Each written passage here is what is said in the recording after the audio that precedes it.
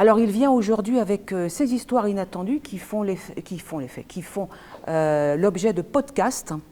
Il va vous en dire un peu plus. Sachez qu'à la rentrée, sur Spotify, nous aurons le plaisir de pouvoir avoir accès à ces podcasts. Première question, François, d'où ça vous vient, cette passion pour la diffusion des connaissances ?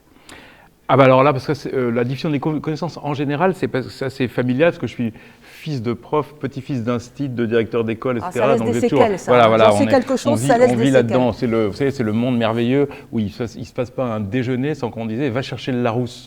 Voilà. Donc maintenant, on cherche Wikipédia, mais en tout cas, l'idée reste la même. Donc je pense que c'est lié à cette chose-là. Alors ces histoires inattendues, d'où est-ce qu'elles viennent et comment est-ce que ça vous vient, ou surtout, qu'est-ce que c'est, qu'est-ce qu'on y apprend? Donc effectivement, comme vous l'avez très bien dit, Isabelle, moi j'écris des livres d'histoire, des grandes synthèses historiques, hein, et voilà, je fais ça. Et puis par ailleurs, j'essaie aussi de trouver tous les moyens possibles d'attirer les gens à l'histoire. Et donc à l'Obs, ils m'ont dit, tout le monde fait des podcasts maintenant, il faudrait que tu réfléchisses à un podcast. Et j'ai eu cette idée de dire, je voudrais faire un podcast sur les paradoxes de l'histoire qu'on connaît mal, etc. Alors là, la direction générale disait, il faut nous raconter. Mais je dis, je sais pas, pour vous résumer, par exemple, est-ce que vous saviez on vient de le dire, est-ce que vous saviez qu'un cow-boy sur 4 était noir? Maintenant, d'où ça sort? Et donc voilà, donc l'idée de ce podcast, c'est de raconter comme ça, d'essayer à chaque fois de rentrer dans un moment d'histoire, mais d'y entrer en prenant un épisode qui est justement inattendu, hein, comme dit le podcast. Alors je vais vous expliquer, par exemple, j'ai pris 3 exemples qui ont été cités par Isabelle, mais j'en ai fait beaucoup d'autres de ces podcasts, et si vous voulez, s'il y a d'autres sujets qui vous intéressent, on pourra en parler après. Mais en tout cas, cette histoire de un cow-boy sur 4 était noir. Moi, là, par hasard, en cherchant des idées, je tombe sur cette information.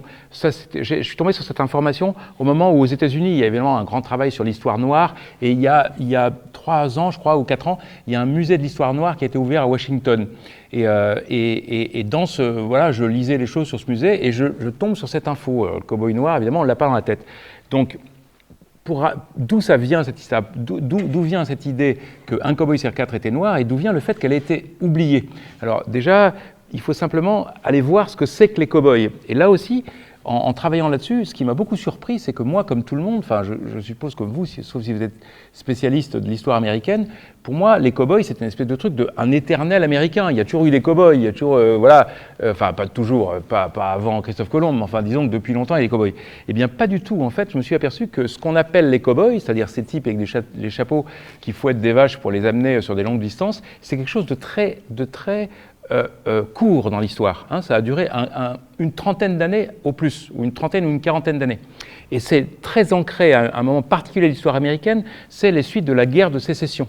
Quand il y a la guerre de sécession, le Nord contre le Sud, donc cette guerre est gagnée en 1865 par le Nord. Et ça ouvre une ère que dans l'histoire américaine, on appelle l'ère de la reconstruction. Hein, et en fait, c'est aussi une ère un énorme boom économique pour le Nord. Le Nord a une grande croissance économique ne serait-ce que parce que le Sud est effondré et qu'il faut reconstruire le Sud. Et donc à ce moment-là, cette croissance économique, elle crée une amélioration des conditions de vie dans les grandes villes de la côte Est. Boston, New York en particulier, mais toutes les villes de Washington, enfin toutes les grandes villes, mais surtout Boston et New York. Et comme il y a une amélioration du niveau de vie, les gens commencent à se délaisser du porc et ils veulent manger du bœuf, qui est la viande des riches. Et donc, il y a une forte demande de bœuf à ce moment-là dans les villes de la côte Est. Et où sont les vaches? Eh bien, il faut trouver des vaches qui soient pas chères, parce que ces gens veulent du bœuf, enfin quand même pas si cher que ça. Elles sont majoritairement au Texas, parce qu'au Texas, il y a une agriculture qui est une agriculture très libre. Hein. Il y a des immenses troupeaux avec une race de vaches qui donnent de la bonne viande et qui est pas chère, qu'on appelle les Longhorns. Et ces Longhorns, elles pâturent sur des énormes étendues, etc. Mais ensuite, il faut trouver le moyen de les emmener d'abord dans les abattoirs, où on va les mettre en boîte, où on va les mettre en boucherie pour les vendre à New York et à Boston. Les abattoirs aux États-Unis, la ville des abattoirs, c'est Chicago. Et il faut amener ces vaches à Chicago. Et pour les amener à Chicago, alors d'aller du Texas à Chicago, ce serait vraiment très très long, mais il y a un autre moyen, c'est que de traverser les États qui sont au-dessus du Texas, parce que là, il y a les premières lignes de chemin de fer américaines. On est, hein, ce chemin de fer américain, il est du milieu du 19e siècle, et là, même en 1865, 1870, il y a déjà une ligne qui parcourt tous les États-Unis, mais qui est assez au nord. Et bien les cow-boys, c'est les gens qui vont prendre ces vaches dans le Texas, les récupérer, les marquer, etc. Ça, on voit ça dans les westerns, hein, quand ils les brandent, quand ils les marquent avec le fer rouge, et puis ensuite les amener par immenses troupeaux. Alors ça fait quand même 3000 km, hein, et il faut les amener sur 3000 km, et il faut les amener jusqu'à ces gares qui sont dans le Kansas, et de ces gares du Kansas, ensuite les vaches vont aller à Chicago, et à Chicago, abattoir, etc. Et ensuite ça va être mangé sur la côte est. Et ces emplois-là, l'emploi des gens qui sont chargés une fois par an, pendant, je crois que ça dure 2 mois, de faire cette espèce de grande transhumance, c'est des emplois extrêmement mal payés, bien sûr. C'est des emplois du bas de l'échelle sociale. Et qu'est-ce qu'il y a au bas de l'échelle sociale aux États-Unis ? Eh bien, il y a des petits blancs, mais il y a aussi des noirs, et il y a aussi des indiens. Donc en fait, on va retrouver dans ces cow-boys qui font ce métier-là, on va retrouver beaucoup de petits blancs, beaucoup de noirs et beaucoup d'indiens. Et alors, les Noirs en particulier, dont je parlais dans ce podcast, les Noirs, eux, ils ont une autre histoire un peu particulière qui est évidemment liée à la guerre de sécession. La guerre de sécession, c'est la guerre du Nord contre le Sud pour essayer d'abolir l'esclavage. Enfin, l'esclavage est effectivement aboli en 1865. Et donc ces Noirs du Sud, on leur avait promis, hein, les promesses du Nord, c'était on va vous libérer et vous aurez, je crois que c'était une mule et 2 acres ou un truc comme ça, enfin, vous pourrez faire votre petite ferme, etc. Mais en fait, dans les États du Sud, qui sont toujours les Southern States américains, hein, c'est toujours les États aujourd'hui, le Tennessee, etc., qui sont toujours aujourd'hui des États très racistes, hein, eh bien, dans ces États-là, il y a quelques Noirs qui peuvent s'installer, etc. Et très rapidement, il y a les Blancs qui se cabrent et qui refusent d'ouvrir les portes, de permettre aux Noirs de s'installer. Les années 1865-1870, c'est l'apparition du Ku Klux Klan. Il apparaît à ce moment-là. Le but du Ku Klux Klan, hein, c'est de terroriser les Noirs, de créer une terreur pour qu'ils partent. Donc il y a beaucoup de Noirs qui, après cette guerre de sécession, quittent les États du Sud où ils vont et vont dans les États à côté. Alors dans les États à côté, il y en a un ou deux. Je crois que c'est le Kansas que j'ai cité et un autre. Il y a 1 ou 2 États qui sont non ségrégationnistes et qui permettent à tout le monde de s'installer. Tous les gens qui viennent et qui veulent avoir de la terre, il y a des grandes loteries et ils peuvent avoir la terre pour installer une ferme, etc. Donc il y a beaucoup de Noirs qui vont profiter de ça. Mais il y en a beaucoup qui arrivent trop tard. Et ceux qui arrivent trop tard, eh ben, ils vont dans l'État voisin qui est le Texas. Et c'est comme ça qu'ils vont ils vont prendre les emplois mal payés qui se trouvent là. Et c'est comme ça qu'il y en a beaucoup qui viennent des cow-boys. Mais alors, ce système des cow-boys, donc je vous dis qu'il a duré 30 ans, parce qu'il a commencé dans les années 1865-1870, fin de la guerre de sécession et reconstruction, et ensuite, il s'est arrêté assez vite. Dans les années 1890, il s'est arrêté déjà. Pourquoi ?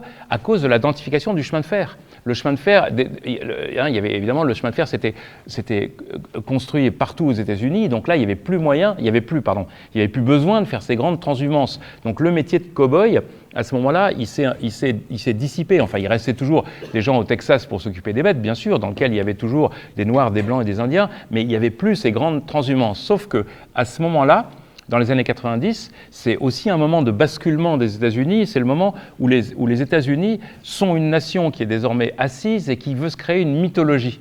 Hein, les États-Unis vont se créer une mythologie, et cette mythologie, elle va être poussée au début du XXe siècle, en particulier par un président qui est le président Theodore Roosevelt. Alors nous, on connaît bien le président, le président Franklin Roosevelt, hein, celui de la Seconde Guerre mondiale, mais lui, c'était un oncle, je crois, ou un cousin, enfin, il était avant, Theodore Roosevelt, et il était de l'autre bord. Franklin Roosevelt, c'était un homme de gauche, lui, Theodore Roosevelt, c'était un nationaliste, c'était plutôt un homme de droite. Et lui, c'est un nationaliste américain, il pense que les États-Unis ont besoin d'une idéologie forte, l'idéologie du tough man, hein, l'homme fort, le type, voilà. Et lui, Theodore Roosevelt, il veut porter aussi l'idée, c'est le pays des pionniers, c'est le pays qui a conquis la nature, c'est le pays qui a transformé la terre, hein, qui a fait toute la conquête de l'Ouest, etc. Et donc, il cherche des mythologies là-dedans. Et c'est lui le premier qui va commencer à monter ces histoires de cow-boys. Il va trouver que c'était formidable, ces cow-boys. Et puis, il y a autre chose qui va jouer aussi pour aller dans le même sens, cette même mythologie nationaliste américaine, c'est les grands shows.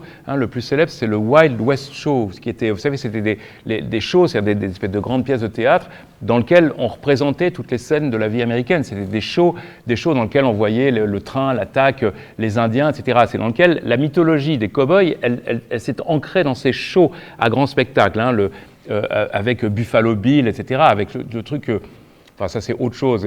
C'est pas dans le rapport des Noirs et des Blancs, c'est le rapport des Indiens et des Blancs. C'est le fait que dans ces shows, par exemple, on représentait des guerres indiennes. Il y avait son nom m'échappe, le plus célèbre des chefs indiens. Sitting Bull, merci. Il y a le Sitting Bull qui était dans un de ces shows. Ça me paraît complètement dingue. C'est le type, son peuple a été détruit, etc. Et après, le système américain le récupère et en fait une vedette. C'est extraordinaire. Enfin bref, ces shows qui venaient, y compris en Europe, ils ont travaillé cette mythologie, ce côté l'homme fort avec son chapeau, son revolver et les vaches derrière et qui lutte contre les Indiens, etc. Et ça a été repris par le cinéma. Donc dès les années 20, dans le cinéma muet, il y a déjà des premiers westerns, ça donne ce western, et c'est là où il y a l'utilisation du cow-boy. Sauf que là, dans les années 20-30, il était évidemment impensable de montrer des cow-boys noirs. Pourquoi ? Parce qu'on ne peut pas montrer dans le cinéma américain à ce moment-là, on ne peut pas montrer un noir avec une arme. Parce que l'obsession américaine, l'obsession blanche américaine, ils vont se révolter, et donc si on leur donne des armes, ils vont nous tuer. Dans l'armée américaine qui a débarqué en 1944 en France, et on remercie de l'avoir fait, c'était une armée de ségrégation. C'est une armée dans laquelle seuls les Blancs étaient armés, les Noirs ne l'étaient pas. La ségrégation, elle est tombée une dizaine d'années, elle est tombée en 1948, je crois, dans l'armée. Donc, les westerns, c'est des films dans lesquels on voit s'évacher, mais il ne peut pas y avoir de Noirs, puisque les Noirs ne peuvent pas être armés, et c'est comme ça qu'on arrive avec... Et il ne peut pas avoir d'Indiens non plus, puisque dans les westerns, on rajoute un autre épisode qui n'est pas tout à fait le même, qui est les guerres indiennes. En fait, c'est deux choses assez séparées. Cette transhumance avec les vaches, c'est pas la même chose que les guerres indiennes. En fait, les guerres indiennes, elles se passaient à d'autres endroits. Mais enfin, en tout cas, on mélange le deux pour faire Hollywood. Et donc, c'est comme ça que le cinéma américain va créer dans nos têtes à nous cette idée de John Wayne, le cow-boy blanc avec son flingue et qui tue les Indiens, etc. Alors que la réalité est un épisode court et qui, comme je viens de vous le raconter, n'a pas grand-chose à voir avec ça, en fait. Donc voilà, ça c'était un des premiers podcasts. Alors les Allemands dans la résistance, est-ce que vous pouvez nous en dire un petit peu? Oui, alors ça c'était un autre podcast que j'ai fait, parce que ça c'était lié à un souvenir personnel, c'est les idées qui me viennent comme ça, c'est avec mon ami, on est dans les Cévennes. Et on marche dans les Cévennes. Vous savez, je ne sais pas si vous aimez marcher, moi j'adore ça, mais il y a un chemin qui est formidable qui s'appelle le chemin de Stevenson dans les Cévennes, parce que l'écrivain Stevenson, Robert Louis Stevenson, l'Écossais, le Dr Jekyll et Mr Hyde, il était dans les Cévennes, et voilà, et donc il a eu un chagrin d'amour à Clermont-Ferrand, non pas à Clermont-Ferrand, au Puy-en-Velay, et il a descendu un chemin avec il a descendu un chemin avec un âne, et donc ce chemin est devenu un chemin de randonnée. Voilà, donc je fais ce chemin de randonnée avec mon ami, on est très contents, etc. Puis un soir, on est dans un tout petit village d'une vallée des Françaises qui a un beau nom, s'appelle Vallée Française. Ça, c'est la Vallée Française, je sais pas pourquoi c'est la Vallée Française. Et puis là, en randonnée, il n'y a pas grand-chose à foutre à 5h du soir, c'est un hameau de 500 habitants, et on va se promener, on va regarder comme vous faites tous quand vous allez en vacances quelque part. Il y a l'église, on regarde le cimetière, puis on regarde les tombes, tout le monde fait ça, on regarde les tombes, et sur les tombes, sur une ou deux tombes, je vois des noms allemands, et des trucs genre né à Saarbrück par exemple, je ne me souviens plus exactement, né à Saarbrück avec un nom allemand, Otto quelque chose, mort 1944, la date de mort pour la France, et voilà, et ensuite donc je fais des recherches là-dessus, et je découvre qu'il y a un peu plus loin, là on n'est pas passé devant, mais dans un autre de ces villages qui est un peu plus loin, il y a carrément une stèle qui a été posée à l'après-guerre en hommage aux résistants, et cette stèle, elle a une partie il y a une liste de morts pour la France qui sont les Français et les Espagnols, des Français et des Espagnols, et l'autre liste qui sont les Allemands morts pour la France. Donc là, je me dis, mais c'est sort d'où? Donc je regarde les noms, etc., puis je fais la recherche, et c'est ça que je raconte dans ce podcast sur les Allemands dans la résistance. Alors, D'où ils viennent ces Allemands qui étaient là dans les Cévennes à la fin de la guerre et qui étaient dans la résistance? Eh bien, en fait, pour retrouver leurs traces, il faut repartir au début du nazisme en 1933. En fait, on a toujours, on pense toujours que la Seconde Guerre mondiale, c'est une guerre des Allemands contre le reste du monde. En fait, c'est d'abord une guerre d'Hitler contre les autres Allemands. C'est-à-dire que quand il est arrivé au pouvoir, comme vous le savez, il y a eu très rapidement, il a réussi à écraser la société allemande en utilisant l'incendie du Reichstag. Il y avait un truc sur Arte hier soir qui a l'air formidable. En utilisant, donc il arrive au pouvoir par les élections, comme chacun sait, et puis dès le mois de février, en janvier, puis dès le mois de février, il y a l'incendie du Reichstag qui brûle. Alors on ne sait toujours pas exactement qui a fait le coup, mais bon, en tout cas, il s'est servi de ça pour écraser l'opposition allemande, et les premiers camps de concentration ont été ouverts à ce moment-là. Le premier, c'est Dachau, qui a été ouvert à côté de Munich, et les premières, il ne faut jamais oublier que les premières victimes des camps de concentration sont des Allemands. C'était vraiment les gens qu'on mettait dans les camps de concentration, c'était des Allemands. Mais il y en a, et alors en particulier les sociodémocrates et les communistes, qui sont ces ennemis à ce moment-là. Mais il y en a une partie qui arrive à s'enfuir. Et donc, il y a une partie de ces communistes allemands qui s'enfuient. Il y en a beaucoup, à ce moment-là, qui vont à Prague. Parce que évidemment, c'est ce qu'il y a de plus près. Donc, il y a beaucoup la Tchécoslovaquie qui existait à l'époque. Il y en a d'autres qui s'installent aux Pays-Bas. Et puis, il y en a une partie qui viennent en France. Et qui sont, il y avait à Paris, mais ça, c'était plutôt les intellectuels, les artistes, etc. Il y a beaucoup d'Allemands qui étaient à Paris dans les années 30. Et puis... eh bien, en 1936 arrive la guerre d'Espagne, le début de la guerre d'Espagne. Donc en juillet 1936, il y a Franco qui fait son coup d'État au Maroc pour faire tomber le gouvernement républicain espagnol. Et puis très rapidement, il y a l'appel aux brigades internationales qui est organisé par les communistes et organisé malheureusement pour l'histoire par Staline, parce qu'il va se servir de ça. Mais enfin, en tout cas, les brigades internationales, et il y a beaucoup de gens qui viennent se battre. Et dans ces brigades internationales, il y a des Français qu'on connaît, enfin Malraux, etc. Il y a beaucoup d'Anglais, on les a moins en tête, mais il y a beaucoup d'intellectuels anglais qui sont allés se battre, etc. Et il y a des Allemands. Parce que tous ces Allemands qui étaient en exil, tous ces anti-hitlériens qui étaient en exil, il y en a beaucoup qui vont se battre, qui vont aller se battre.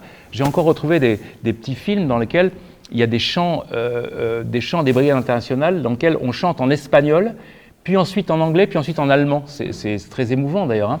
Et puis, cette guerre d'Espagne, elle débute en 1936, et puis rapidement, malheureusement, elle est perdue par le camp républicain.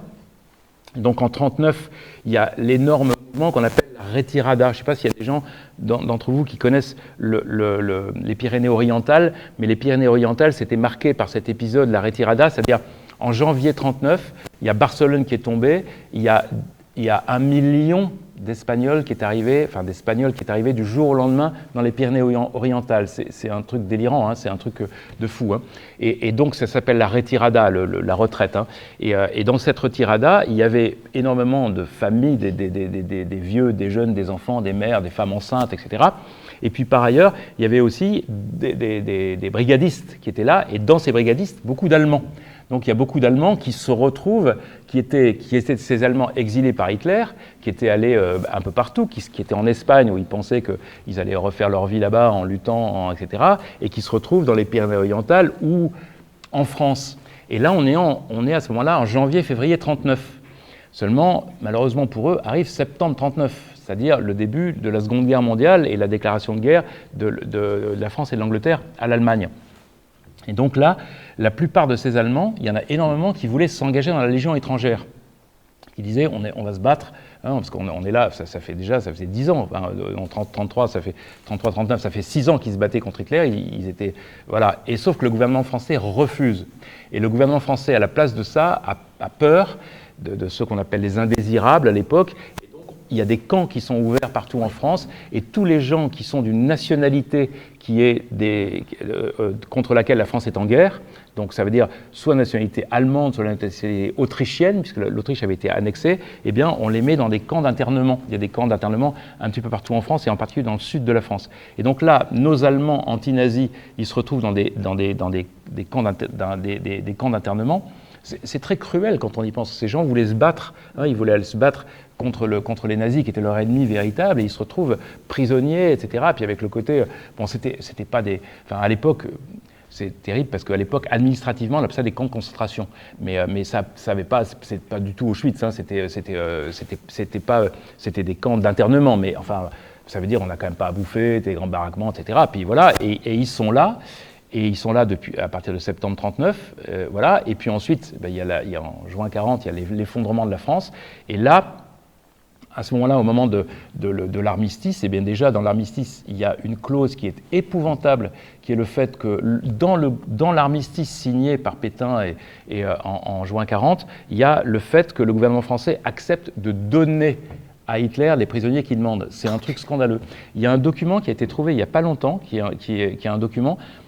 Il y a des gens qui ont réussi à reconstituer les enregistrements de ce qui se passe dans le wagon de Rotonde. Vous savez, le wagon de Rotonde, c'est le wagon qui était le wagon dans lequel avait été signé l'armistice du 11 novembre 1918. Et quand Hitler a effondré la France, a battu la France en 1940, il a voulu que l'armistice de 40 soit signé dans le même, pour dire c'est la revanche. Voilà. Et donc il y a des enregistrements, c'est incroyable. Il y a des enregistrements, on voit les personnages qui sont filmés, et il y a un Français, je crois, qui s'appelle le général Hunsinger. Je ne suis pas très sûr, mais je crois que c'est lui qui signe l'armistice à Rotonde. Et lui, on l'entend dans l'enregistrement, c'est incroyable, qui dit « C'est contre mon honneur, je ne peux pas signer ça, je ne peux pas signer ça », face aux généraux allemands qui sont en face de lui. Et qu'est-ce qui est contre son honneur à ce moment-là? C'est le fait que la France accepte de livrer des Allemands qu'elle détient. C'est contre tous les honneurs de la guerre, on ne peut pas faire ça. Quand on a fait prisonnier des gens, ils sont sous votre responsabilité à vous. Mais enfin, la France accepte, la France de Vichy, Vichy apparaît un mois plus tard, le 10 juillet 40, et donc là, Pétain accepte de livrer à Hitler les prisonniers qu'il demande, mais ça, c'est les têtes d'affiche, c'est les grands noms des communistes et sociodémocrates allemands qui sont livrés à Hitler, et ceux-là, ils vont aller mourir à Dachau ou je sais pas quoi, enfin, il y en a quelques-uns qui vont réussir à survivre d'ailleurs. Mais enfin, en tout cas, ils sont livrés à ce moment-là. Et puis, il y en a beaucoup d'autres qui sont dans la nature. C'est-à-dire que ces camps d'internement dont je viens de vous parler, là, dans lesquels il y avait des gens de toute catégorie. Il y a plein de ces camps d'internement qui se sont débandés au moment de la défaite. Au moment de la défaite, quand il y a eu la défaite, les gardiens n'étaient plus là, c'était un tel bordel, l'armée était démilitarisée. Juin 40, c'est juin 40, c'est tout s'effondre. Donc là, dans ces camps, il y en a beaucoup qui partent dans la nature. Et donc, il y a beaucoup de ces gens dans ces camps qui sont des Allemands, qui sont des Espagnols, qui sont des Autrichiens, qui sont soit qui étaient d'anciens militaires, soit qui étaient... il y a aussi voilà. Et ceux-là, il y en a beaucoup qui se disent c'est le moment de partir, c'est le moment d'essayer de fuir, il fallait fuir la France. Il y a beaucoup d'Allemands qui ont fui la France à ce moment-là. En juin-juillet 40, il y avait deux solutions pour suivre la France. Soit on allait à Marseille et on prenait un bateau et pour aller aux États-Unis. Il y en a beaucoup qui ont fait ça, y compris des grands intellectuels français comme André Breton, etc. Il y en a beaucoup qui ont pris des bateaux aux États-Unis. Et alors, avec le truc assez incroyable d'ailleurs, c'est que le gouvernement de Vichy, à ce moment-là, à l'été 40, il donnait les visas pour laisser partir, parce qu'il disait « il faut débarrasser la France de la racaille ». Donc il y avait l'idée, tous ces juifs, ces communistes, ces machins, allez, tirez-vous, on ne veut plus vous voir. Donc il y a eu des bateaux comme ça qui sont partis. Il y en a quelques-uns qui ont pu partir là-dedans. Et puis sinon, l'autre moyen de fuir la France à l'été 1940, c'était le chemin des Pyrénées. Le chemin des Pyrénées, c'est justement dans les Pyrénées orientales, au sud de Perpignan, de passer les Pyrénées et puis d'aller de gagner l'Espagne, etc. Ça, c'est un sujet dans le sujet, mais ce qui est extraordinaire, c'est de penser que ces chemins des Pyrénées, là, si un jour vous allez passer les vacances là-bas, on peut les voir, ces chemins, c'est extraordinaire, moi ça m'émeut beaucoup. Il y a une petite ville qui s'appelle Cerbère, qui est la ville la plus au centre, la plus au sud de la France. Cerbère, c'est la ville qui est entre l'Espagne et c'est la dernière ville française avant les... Et là, Cerbère, en janvier 39, à la fin de la guerre d'Espagne, ils ont vu passer des centaines de milliers d'Espagnols dans le sens sud vers le nord. Et là, juillet 40, ils voient passer des dizaines de milliers de gens qui font dans le sens nord vers le sud, des gens qui fuyaient la France occupée. C'est extraordinaire. À un an d'écart, dans l'histoire du monde, j'ai cherché, je ne connais pas d'autres exemples de ça. Des fuites, là où nous on a vu arriver les Ukrainiens, etc. Mais c'est comme si les Ukrainiens qu'on a vu arriver maintenant, il y avait une autre fuite qui faisait que c'était nous qui allons nous réfugier en Russie. Bon, je n'ai pas très envie de me réfugier en Russie pour l'instant, mais bon, enfin bref. En tout cas, mais sauf que mes Allemands dont je parle, ces Allemands qui étaient dans les brigades internationales, ils ne pouvaient pas fuir par les Pyrénées, eux, parce qu'ils venaient d'Espagne. Ils avaient combattu en Espagne. Enfin, c'est bien que s'ils avaient été chopés par la police de Franco, ils étaient fusillés le lendemain. Donc c'était impossible. Donc eux, il y a tout ce groupe de gens, ça concerne peut-être 1-2 milliers de personnes quand même, c'est pas rien, hein. Ils sont un peu éparpillés dans le sud de la France. Le sud de la France, c'est ce qu'on appelle la zone libre ou la zone non occupée. Et là, le gouvernement de Vichy décide que, alors il a livré les têtes d'affiche, mais ceux qu'il n'a pas livrés, il les garde et on les réinterne dans des camps de forestage. C'était l'idée, on va les mettre dans les forêts, dans le Massif central, ils vont faire du forestage, ils vont faire du bûcheronner, etc. Et puis ils sont là-dedans, et puis arrive un nouvel épisode, enfin c'est des vies marquées par les destins incroyables, hein. Arrive un nouvel épisode qui est le 11 novembre 1942, c'est le fait que les Américains débarquent en Algérie et que les Allemands occupent la zone sud. Donc là, il y en a quelques-uns qui vont être pris par les Allemands et il y en a beaucoup qui vont réussir à se faufiler, à rentrer dans des vies clandestines en fait, aidés par la résistance qui s'est déjà constituée. Parce que là, il y a une résistance qui s'est déjà constituée, qui est déjà très efficace, etc. Alors là, il y a la résistance communiste qui est très efficace à ce moment-là, hein, et donc on réussit à planquer ces gens, et c'est comme ça qu'une partie de ces Allemands vont se retrouver dans les Cévennes, et il y en a qui vont monter des maquis. Donc dans les Cévennes, en 1944, il y a des maquis. Alors par exemple, le plus célèbre, c'est un maquis dirigé par un type dont le nom de guerre, il était français, dont le nom de guerre était Montaigne, et donc on l'appelle la brigade Montaigne. Ben dans les Cévennes, il y avait la brigade Montaigne, donc il y avait ça veut dire c'est des hameaux, hein, et c'est des hameaux qui sont occupés par des hommes en armes, des partisans, des résistants. Et là, on est à partir de 1940, fin 43-44, et dans lequel il y a énormément d'Allemands qui sont là. Alors dans les Cévennes, pourquoi dans les Cévennes ? En tout cas, dans les Cévennes, on parle beaucoup de cette histoire-là et on raconte beaucoup que dans les Cévennes, il y a la tradition de l'accueil de l'étranger qui est liée au protestantisme, hein, qui était, vous savez, les Cévennes, région protestante, qui était martyrisée par Louis XIV à l'époque de la révocation de l'édit de Nantes, et donc il reste l'idée d'accueillir, etc. Et donc il y a cet accueil qui est là, et donc il y a ces maquis qui sont là, et le truc que je trouve extraordinaire, c'est que à partir de mai-juin 40, et surtout après juin 40, surtout après le débarquement en Normandie, les Allemands commencent à devenir très très méchants, enfin les Allemands, les nazis, ils deviennent, les occupants, ils deviennent très très méchants et il faut absolument liquider les maquis partout où ils sont, hein, c'est là où il y a les opérations les plus dévastatrices, et donc ils envoient des SS pour aller essayer de faire nettoyer ces maquis dans ces petits villages des Cévennes là. Et ce qui est extraordinaire, c'est qu'une partie des SS qu'ils envoient, c'est les Français en fait. C'est-à-dire que c'était des collabos, si vous voulez, qui étaient donc c'est quand même dément que dans les Cévennes, il y a des endroits avec des Français qui sont en uniforme nazi, qui vont se battre contre des Allemands qui sont en uniforme de résistants français. Avec ce truc horrible qu'il y a plein d'histoires. Je pense que c'est moi, j'aurais jamais le courage de le faire, mais je pense que c'est un film extraordinaire à faire parce que c'est tellement à fond renversé. Et alors, par exemple, ces SS français, ce qu'ils utilisaient beaucoup, c'était les fausses identités, c'est qu'ils se faisaient passer pour c'est-à-dire que vous faites passer pour un résistant et comme ça vous chopez les autres, etc. Enfin, il y a que des trucs avec en plus les Allemands qui étaient là, la plupart ils parlaient pas bien le français, donc voilà. Et puis il faut être sûr de là où on va, etc. Vous êtes un résistant allemand dans les Cévennes, avec votre fusil ou sans votre fusil, et puis on vous a envoyé chercher une lettre, je sais pas quoi, puis vous revenez, les autres ont été pris parce qu'il y a eu une prise, et donc il faut aller trouver de l'aide chez des fermiers, des machins, mais chez les fermiers, on va chez quel fermier, on va chez quel paysan, puis les paysans, ils voient arriver un type qui parle allemand, et bon voilà, c'est quand même compliqué. Mais en tout cas, donc il y en a beaucoup malheureusement qui ont été tués, d'où ces petits monuments aux morts dont je vous parlais tout à l'heure, hein, qui leur rendent hommage à raison. Et puis, il y en a d'autres aussi qui ont participé à la libération de la région. Alors, ça c'est très particulier, la ville de Nîmes. La ville de Nîmes, elle a été libérée, je crois, en juillet ou en août 1944, je crois.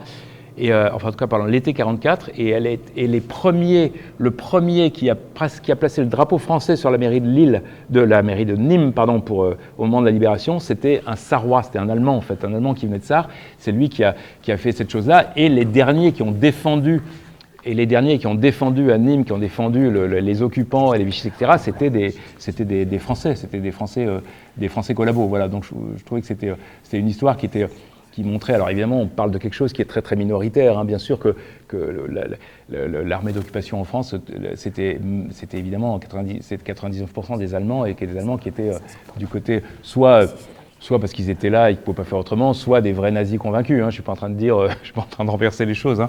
Mais il ne faut jamais oublier que, voilà, il y a disons que dans tous les moments d'histoire, il y a des individus qui peuvent restaurer l'honneur, l'honneur, la fierté d'un pays, voilà. Et en disant ça, vous savez, il y a toujours la belle phrase de Manoukian, on parle de l'armée,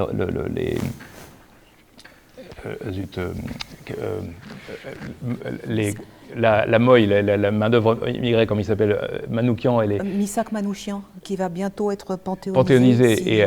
Et voilà, et dans le poème d'Aragon, il y a je meurs sans haine en moi pour le peuple allemand. Hein. C'est ça qu'il dit, quoi. C'est-à-dire que son combat, c'est le nazisme, c'est pas l'Allemagne. Voilà, et ça, je trouve c'est tout à fait vrai. Moi, j'y pense tout le temps en ce moment. La guerre, je suis très très content qu'on fasse la guerre au poutinisme, mais on ne fait pas la guerre aux Russes. Hein. On n'a pas de problème. On n'a pas de problème avec des individus qui ont une nationalité particulière. On a des problèmes avec un régime. C'est autre chose. Voilà.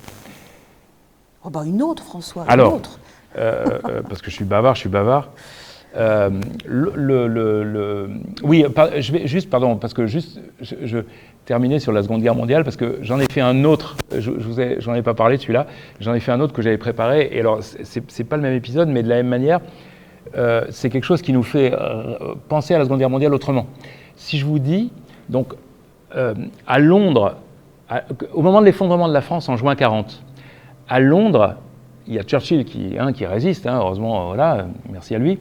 Et à ce moment-là, il y a, à côté de l'armée britannique, il y a une armée qui est très importante. Il y a un nombre de soldats considérables qui sont là pour aider les Anglais. Ah oui, il y a le dentiste qui recommence là. Et il y a une armée qui est là considérable sur le sol britannique, qui est là pour aider les Anglais.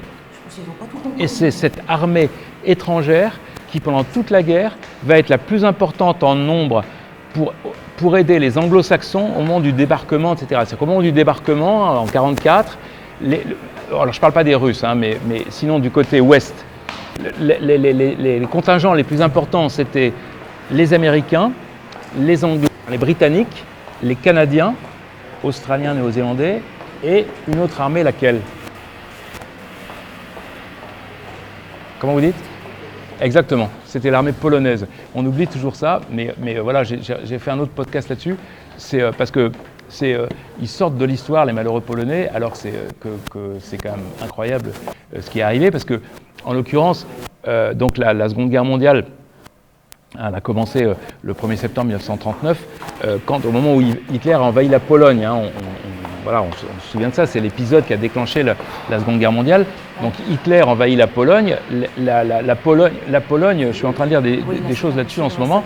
Ce qui est extraordinaire, c'est que les Polonais étaient sûrs. Nous, aujourd'hui, on voit ça, la pauvre Pologne, elle est balayée par les Panzer Division, etc. Mais les Polonais, ils étaient sûrs de gagner à ce moment-là, parce qu'ils avaient comme alliés les deux plus grandes armées du monde. La marine britannique, voilà, et l'armée française, la première armée au monde. Donc ils étaient sûrs de gagner.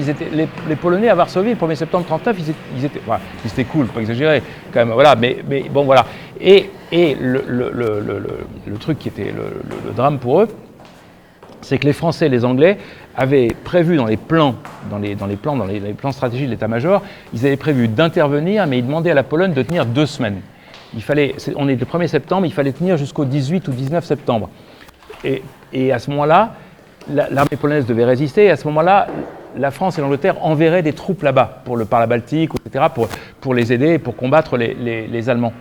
Et puis, le 18 septembre, il y a eu un événement monstrueux pour la Pologne, et qui n'avait pas vu venir, qui est le fait que la Pologne, attaquée par l'Ouest par Hitler, elle s'est fait retrouver attaquée par l'Est par Staline.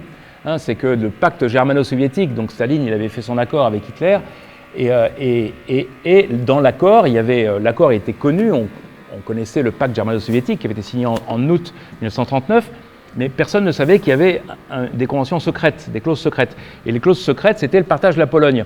Et donc, c'était entendu, voilà. Et donc, là, le 18 septembre, je crois, les Soviétiques, donc les Allemands étaient à l'ouest de la Pologne, les Soviétiques sont rentrés par l'est, Et là, pour les Polonais, impossible. Sur un front, ils arrivaient à tenir, 2, ils ne pouvaient pas. Donc là, catastrophe, le pays écrasé, etc. Et du côté français-anglais, c'était on ne peut plus envoyer des gens là-bas parce qu'on ne va pas se battre contre les Russes en plus, sinon on est foutu. Enfin, en tout cas, c'est ce qui a été décidé à ce moment-là. Puis il y avait une autre possibilité française. Maintenant, on se dit que ça aurait été beaucoup mieux. C'était, pendant que l'Allemagne était occupée à écraser la Pologne, d'attaquer l'Allemagne par l'ouest, d'attaquer voilà. Et il y a eu une petite offensive, qui s'appelle l'offensive de la Sarre. Les armées françaises sont avancées sur 20 km et Hitler avait demandé à tout le monde de tout reculer, donc il n'y a pas eu d'affrontement et les Français sont partis, quoi. Bon, mais bref, ça c'était un peu voilà. Et donc la pauvre Pologne, elle est martyrisée par les deux côtés, hein, par le côté allemand et le côté soviétique, et elle est martyrisée dans le pur sens du mot, parce que c'était ce qui s'est passé. L'idée de... Ce qui s'est passé en Pologne pendant la Seconde Guerre mondiale, c'est incomparable avec l'occupation allemande en France. Ça n'a rien à voir. L'occupation allemande et soviétique en Pologne, c'est de la barbarie pure. Alors le côté allemand, l'écrasement de la Pologne, c'est évidemment ce qu'on connaît, bien sûr, le fait que tout de suite, il y a le début du génocide des Juifs, hein, bien sûr. On met les Juifs dans des ghettos, ça veut dire on les met dans des quartiers de plus en plus resserrés, on met 200 000 personnes dans un quartier qui peut en accueillir 10 000 pour que tout le monde crève de faim, etc. Et puis par ailleurs, les Polonais eux-mêmes, les Polonais non-juifs, eux-mêmes sont martyrisés par les Allemands immédiatement, parce que Hitler, il avait l'idée que c'était une zone de colonisation pour l'Allemagne, le Lebensraum, hein, c'était la zone de colonisation, on allait installer des colons allemands qui étaient là, et donc les Polonais devaient être les esclaves du Reich. Donc les Polonais, par exemple, dès septembre 1939, le fait de posséder une radio était condamné à mort. Dès septembre 1939, voilà, toute l'éducation était interdite en Pologne au-dessus du niveau primaire. Hein, parce que Hitler, il disait il faut qu'ils sachent lire et écrire et lire les panneaux de signalisation pour conduire les Allemands, voilà. Mais sinon, pas d'université, etc. Et tout de suite, tous ceux qui étaient représentés pour les Allemands quelque chose qui ressemblait à une élite polonaise, ils ont été emmenés en concentration, etc. Et puis du côté soviétique, malheureusement, il s'est passé la même chose. C'est-à-dire que l'écrasement soviétique de la Pologne, de la partie est de la Pologne, a été une chose monstrueuse. Alors le symbole de ça, le plus célèbre, c'est ce qu'on appelle Katyn. Hein, c'est-à-dire que Katyn, c'est quoi? C'est le fait que quand... Staline, de la même manière qu'Hitler, lui, Staline, il voulait effacer la Pologne de la carte, il voulait revenir à ce qui se passait au XIXe siècle. La Russie avançait jusque-là, elle avait une frontière avec la Prusse, et ben on recommence ça, et la Pologne, elle n'existe plus. Au XIXe siècle, la Pologne avait disparu. Et donc, ils voulaient recommencer cette chose-là, et pour être sûr de ça, ils ont pris tous les prisonniers de guerre qu'ils avaient, dans les officiers polonais, tous les officiers polonais ont été mis dans des camps de prisonniers. Et en juillet 40, ils ont tous été tués d'une balle dans la nuque. Il y en a 40 000 qui ont été tués, c'est hallucinant quand on y pense. Un à la fois, comme ça, avec une balle dans la nuque. L'endroit le plus célèbre, c'est Katyn, c'était une forêt. Il y a une forêt qui est aujourd'hui en Russie, et c'est dans cette forêt que ça s'est passé, mais il y a d'autres endroits où ça s'est passé. Bref, en tout cas, quand la Pologne s'effondre vers le 15-18 septembre, avec les deux 1939, eh bien, il y a une partie de l'armée polonaise qui, très courageusement, dit on ne peut pas abandonner, on ne peut pas abandonner le combat, etc. Et ils réussissent à s'enfuir de manière extraordinaire, extravagante. Je crois qu'il y a une aide de la Roumanie ou de la Hongrie, je ne sais plus, mais je crois que c'est la Roumanie. Ils réussissent à passer par la Tchécoslovaquie, la Roumanie. Là, on est fin septembre 1939, et ils arrivent en France. Et en France, il y avait 100 000 Polonais qui sont arrivés, il faut quand même le faire, 100 000 soldats polonais, conduits par un type formidable qui s'appelait le général Sikorski, qui était le patron du gouvernement polonais en exil. Le gouvernement polonais en exil est venu en France, s'appelait Sikorski. Il a été organisé à Angers, hein, on ne sait pas ça, mais de septembre 1939 jusqu'en juin 40, il y a eu un gouvernement polonais qui était à Angers. C'est un truc très, très inconnu de l'histoire, dirigé par donc ce général Sikorski, qui est vraiment le général de Gaulle. C'est le même modèle, c'est le militaire un peu nationaliste, etc., mais qui dit jamais mon pays sera battu, etc., et qui doit être remercié pour ça, évidemment, hein, on ne cédera jamais devant la barbarie, etc. Et donc c'est le de Gaulle polonais, Sikorski, dirige son gouvernement, et il dirige son armée, c'est 100 000 personnes. Les Polonais ont été extrêmement vaillants au moment de l'offensive allemande de mai 40. On les oublie tout le temps, ceux-là, on les voit jamais passer. Et de ces Polonais, de ces 100 000 Polonais qui se sont battus contre les Allemands en juin 40, eh bien, quand la France s'est effondrée, eux, il y en a une partie d'entre eux qui ont été prisonniers, il y en a une partie d'entre eux qui ont réussi à s'échapper par la Suisse, et il y en a au moins 70 ou 80 000, donc c'est quand même beaucoup, qui ont réussi à monter dans des bateaux sur tous les ports français et à gagner l'Angleterre. Et c'est comme ça qu'en Angleterre, à l'été 40, à côté de l'armée anglaise et de Churchill, il y avait le gouvernement polonais dirigé par Sikorski et une armée polonaise de à peu près 80 000 personnes à ce moment-là. L'épisode de la guerre le plus important qui se passe à l'été 40, c'est la bataille d'Angleterre. La bataille d'Angleterre, c'est Hitler, maintenant il possède toute l'Europe occidentale, donc il se dit, c'est bon, moi, je vais continuer le travail, on va soit envahir l'Angleterre, soit la pousser à signer l'armistice.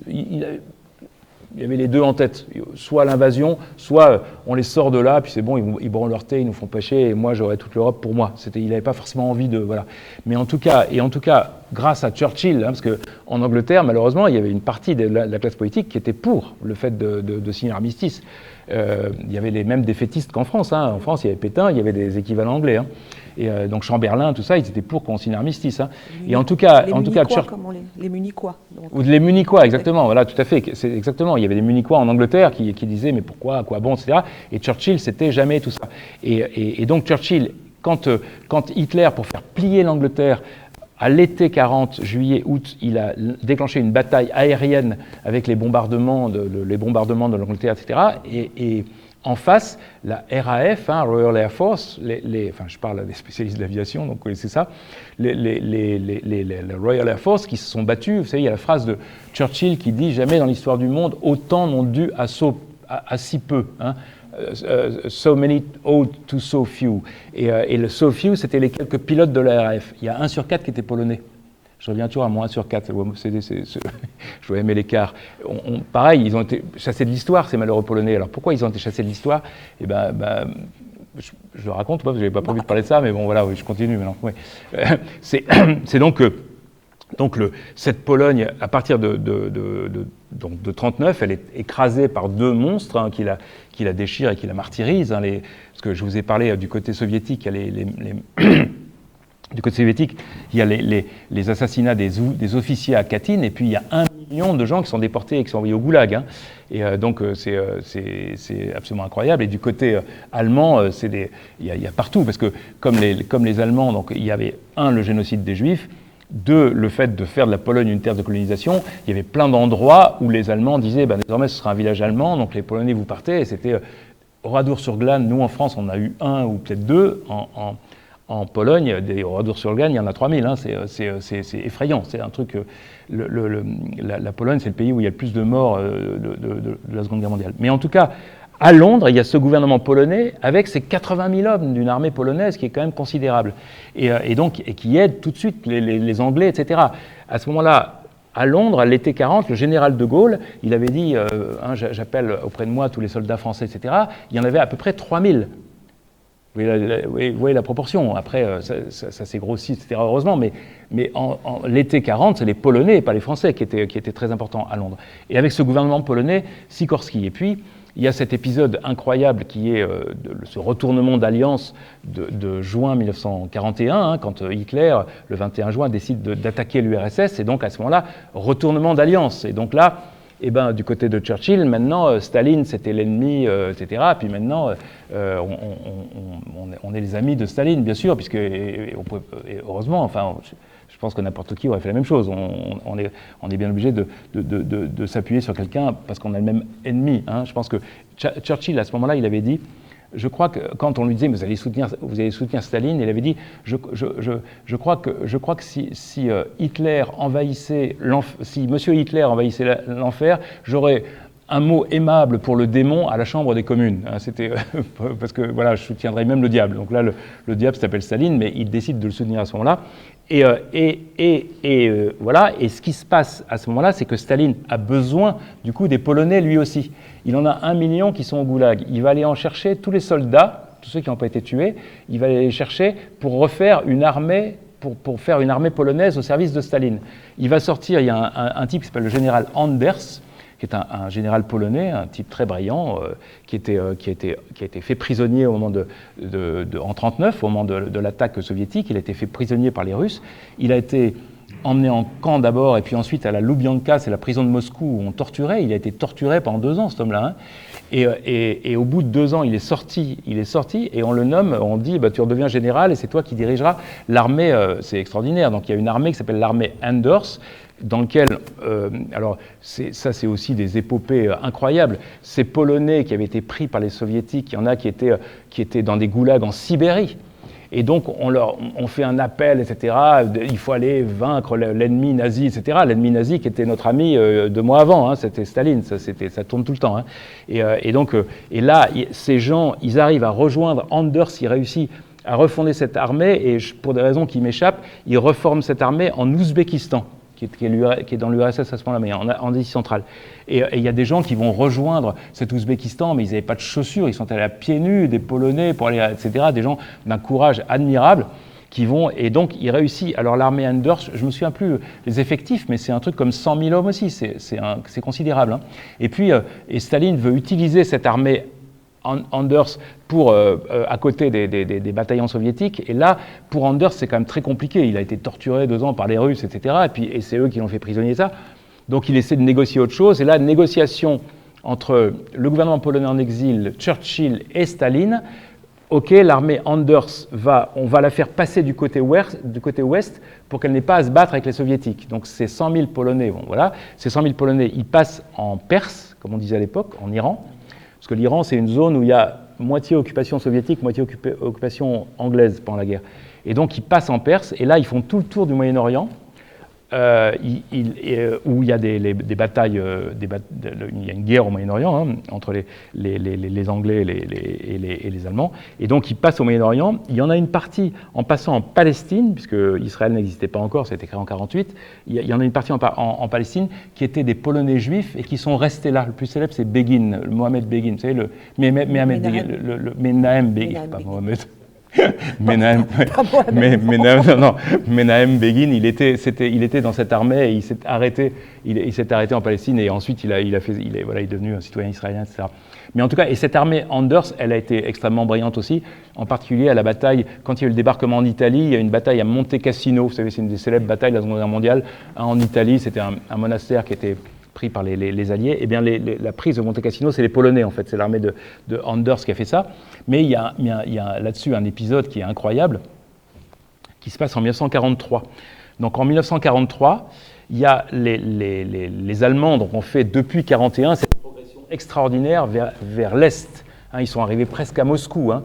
Et puis ensuite, il y a les batailles, les Soviétiques qui arrivent à faire une contre-offensive, Stalingrad, etc.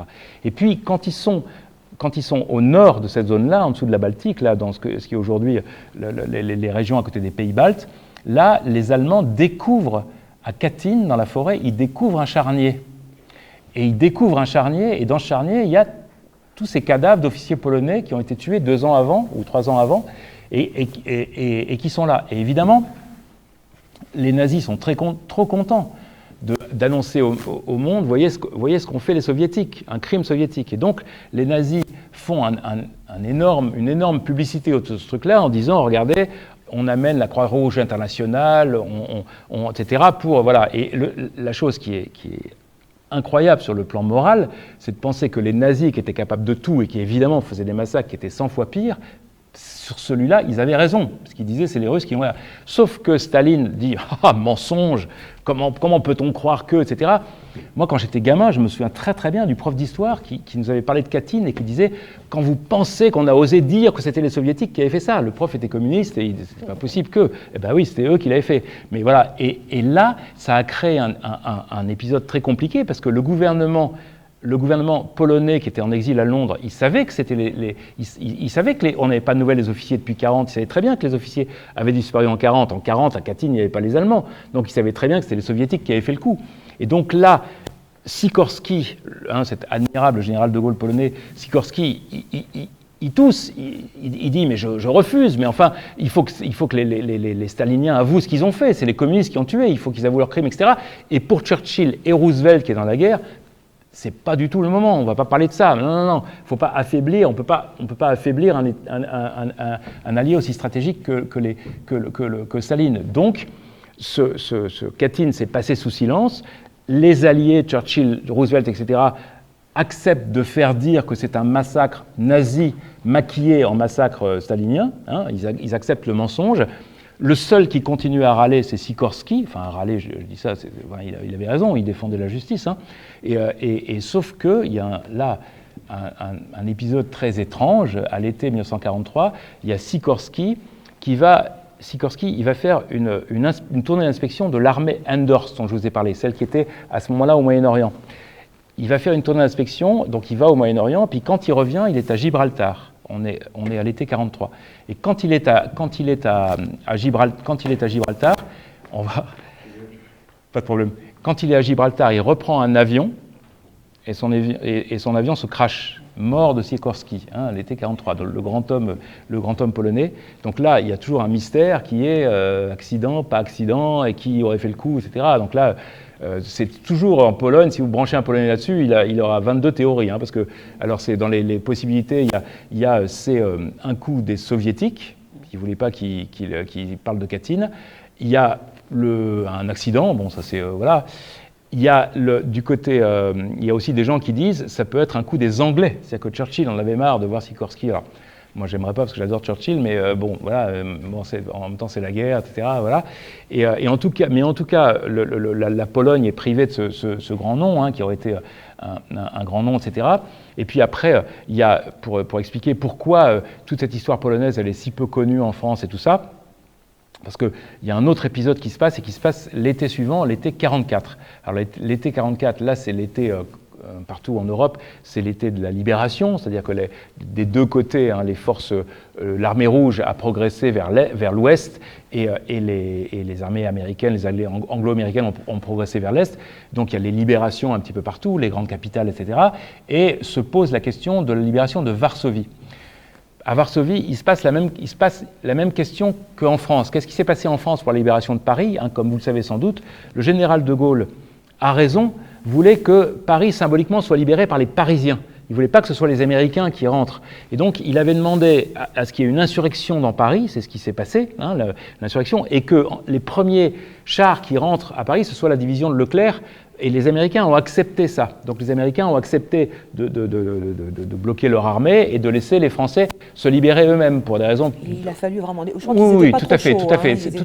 Il y a eu des engueulades et des machins, et Leclerc s'est énervé, etc., voilà.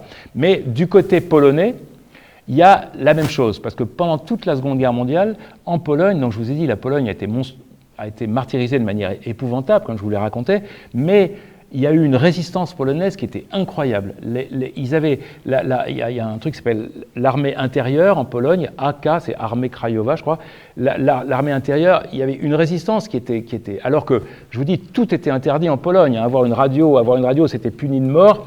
Si on aidait un juif, si un Polonais aidait un juif, toute sa famille était passée par les armes. C'est-à-dire que le père, le grand-père, les enfants, etc., tout le monde était fusillé, quoi.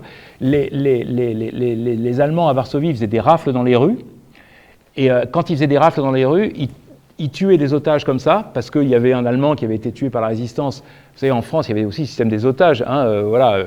Et bien là, c'était dans la rue, et quand des femmes, le lendemain, venaient mettre des fleurs voilà, rafale de mitraillettes, quoi. C'était une barbarie qui est inimaginable. Et en tout cas, malgré tout ça, il y a une résistance intérieure qui est extraordinaire, qui est aidée par Londres, donc qui est en contact constant avec Londres. Et là, il y a l'armée rouge qui progresse. Et donc, on va faire comme... c'était un petit peu avant, c'était fin juillet, hein, juste avant, 3 semaines avant la France. Fin juillet, c'était pour pas être libéré par l'armée rouge, pour dire on se libère nous-mêmes, Varsovie décide qu'il y aura une insurrection à Varsovie, la résistance décide qu'il y aura une insurrection. Et Staline pousse à ça. Il y a les enregistrements de Radio Moscou, hein, qui dit patriote, allez-y, etc. Et donc, le 1er août 1944, la résistance polonaise déclenche l'insurrection de Varsovie, donc une insurrection contre les Allemands, etc. Et là, ce qui se passe, l'armée rouge, elle est de l'autre côté de la Vistule. Quand on va à Varsovie, il y a des remparts, on voit de l'autre côté de la Vistule, c'est comme d'ici, vous voyez le bois de Boulogne de la Seine, c'est de l'autre côté. Là, il y a l'armée rouge qui est là. L'armée rouge, elle reste arme au pied. L'armée rouge, il ne bouge pas. Parce qu'en fait, Staline, il avait voulu que cette insurrection soit déclenchée pour que Hitler fasse le boulot et tue toute la résistance polonaise. Et donc, l'insurrection de Varsovie, ça a duré 2 mois. août, septembre, début octobre, 2 mois et demi. Ça a duré 2 mois. Pendant 2 mois et demi, la résistance polonaise, ils sont battus comme des lions.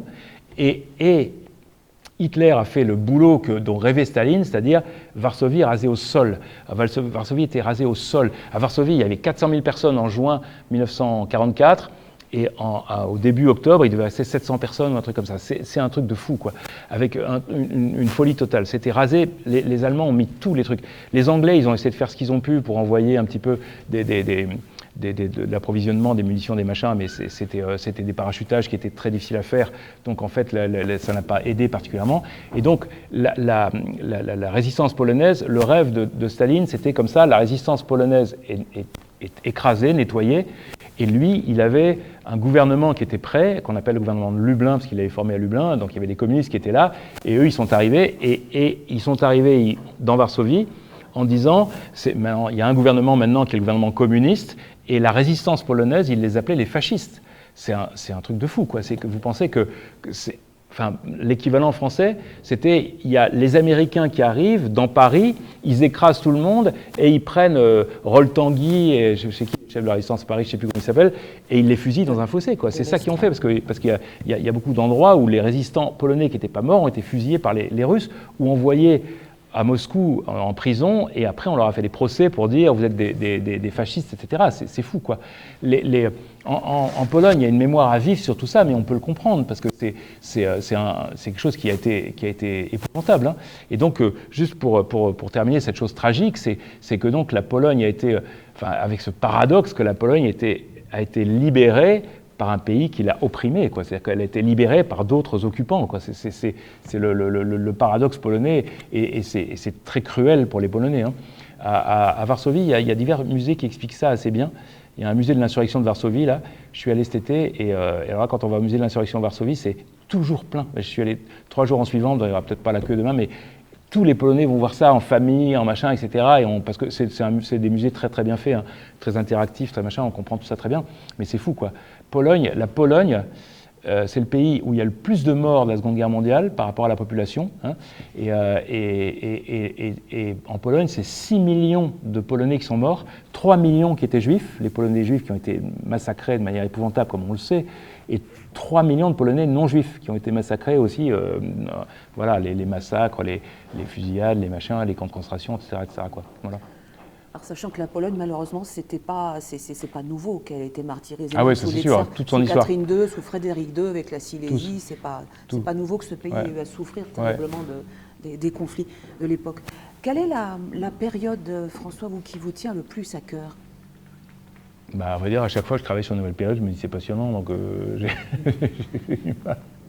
j'ai du mal. Parce que c'est vrai, alors ce que je ne connais pas très bien, c'est la préhistoire. Parce que la préhistoire, les durées sont trop longues. Les témoins n'ont pas tellement écrit.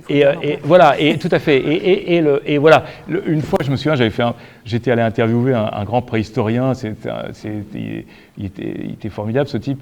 Mais comment on appelle ça, les gens qui grattent le sol, comment on appelle ça, les paléontologues, les archéologues. Oui, archéologue ou paléontologue, voilà.